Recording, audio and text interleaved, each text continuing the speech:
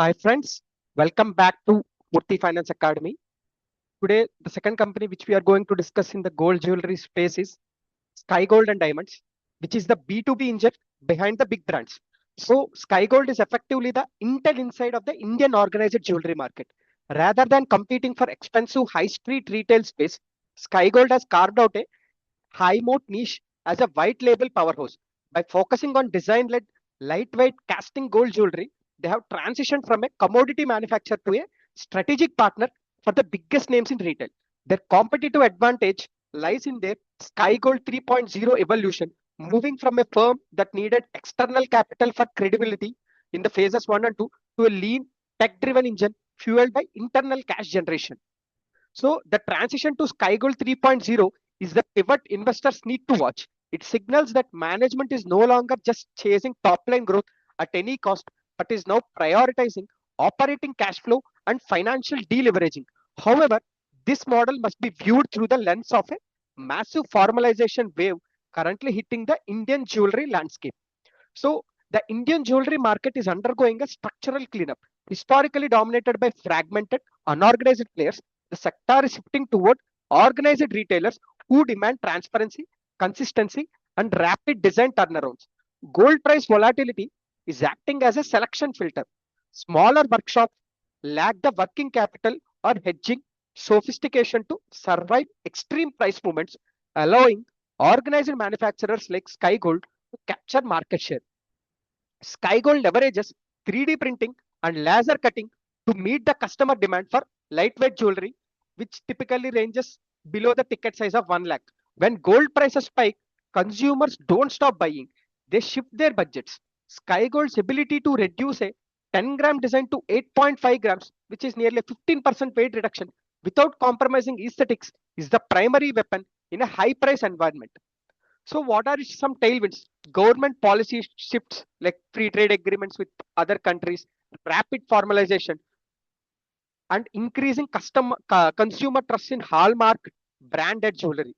So, what are the few headwinds? Like spiking gold prices that dampen immediate footfall, high working capital intensity, and heavy reliance on corporate procurement cycles. So, this industry shift is manifesting in Sky Gold's shifting product segments, specifically the move toward lower cartage and value added designs. So, in a high price gold environment, the 18 carat and 9 carat segments have become the company's margin engines, while 22 carat remains the Indian market leader, historically around 95% of sales, now closer to 18%. The 18 carat segment has surged to 20% of Sky Gold's mix, significantly padding the bottom line. So, value added products have exploded from 5% to over 50% of revenue in just 3 years. This is driven by in house brands like Morni, Peacock Inspired, Tazim, and Zenna, which have gained high traction among corporate buyers. So, the company mostly generates domestic market revenue nearly 90% for the 9 months fiscal year 2026 is the foundation, but the export segment 10% is the growth frontier. The Dubai Gold, South Office, and the onboarding of GCC retail giant like Damas in just 3 months demonstrates Sky Gold's agility in entering the 21 carat international market. If you look at the Q3 fiscal 2026 headline numbers are eye popping.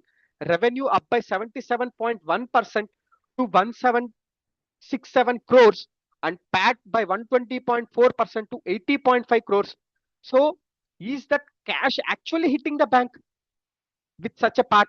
So, the Sky Gold 3.0, this is depends on the company's ability to convert 20% to 25% of PAT into operating cash flow. So, the company's gross margins expanded to 8.5% in Q3 fiscal year 2026. This 230 basis points increase since fiscal year 2024 is a result of three structural levers. Gold loss reduction, cutting losses from 1.5% to 0.5%. Advanced gold business, a high margin model where clients provide the gold and Sky Gold earns making charges. And third, value added mix, the surge in 18 carat and diamond studded jewelry. So, for these type of B2B companies, the working capital cycle is also improved to 63 days, which is a very positive sign. with management pushing for cash flow neutral status by March 2026. Governance is also seeing a major pivot. So the appointment of a global audit firm from April 1, 2026 proves that there is a governance transparency and promoter alignment. Starting fiscal 2027, promoters move to a zero salary model, drawing compensation exclusively through dividends paid out of operating cash flow. So, as a plain summary, the financial health of Sky Gold is growing at a massive clip, but more importantly, it is becoming more efficient. They are losing less gold during manufacturing and making more high margin jewelry. The move toward a 20 to 25% PAT to OCF conversion and the zero salary model for promoters suggests they are evolving from a family run shop to a serious blue chip corporate. So, in B2B jewelry, efficiency is the only way to protect margins. Sky Gold's non-financial metrics validate their competitive mode. So the company's volume run rate is currently at 631 kgs per month, but it is targeting 750 kg per month average for fiscal year 2027.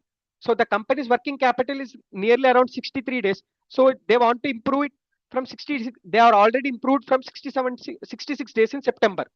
And the gold loss percentage is 0.5%, which is down from 1.5%, which is a direct margin gain.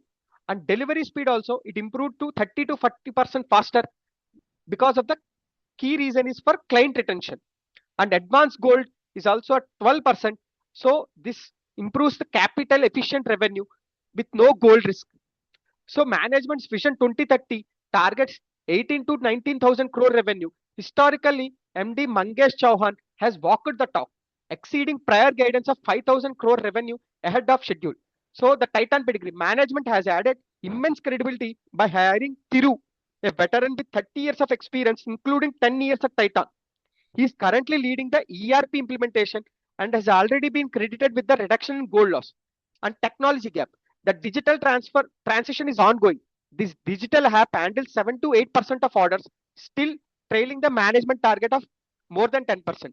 And zero salary and OCF linked dividends are rare in the sector and signal high confidence in the 2030 trajectory. So, in simple terms, management credibility, the leaders at Sky Gold have a track record of under promising and over delivering. By hiring top talent from Titan and tying their own pay to the company's actual cash flow, they are putting their money with where their mouth is. The ERP rollout and the 2030 revenue goal are ambitious, but the team they have built suggests they can hit it. So if you see the valuation, the company is currently trading nearly at a 23, 24 PE with ROC of nearly 21% represents a re-rating thesis. The market has historically valued them as a commodity manufacturer. The upside comes if the market begins valuing them as a design-led tech partner, something similar to a mini Titan. So Vision 2030 targets are built on a base gold rate assumption of 1.05 lakhs to 1.1 lakh per 10 grams. In growth context, with a projected 30 to 35% CAGR and profit growth exceeding 100% year on year, a mid-20s PE is not sky high for growth play. Currently at 0% dividend yield, as all cash is being reinvested to fuel the 18,000 crore revenue expansion strategy. So, in simple terms, is the company is expensive? A PE of 24 isn't cheap, but if they hit their 30 to 35% growth targets, the price looks fair. The real story here is the re-rating. If the market starts seeing them as a tech-driven design house rather than just a factory, that PE could climb higher.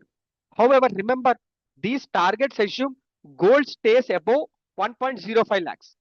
So what are the key red flags and risks in this company? Promoter holding decreased by 21.8% over the last 3 years. Critically, this was linked to preferential fundraising to fuel growth rather than promoters dumping shares.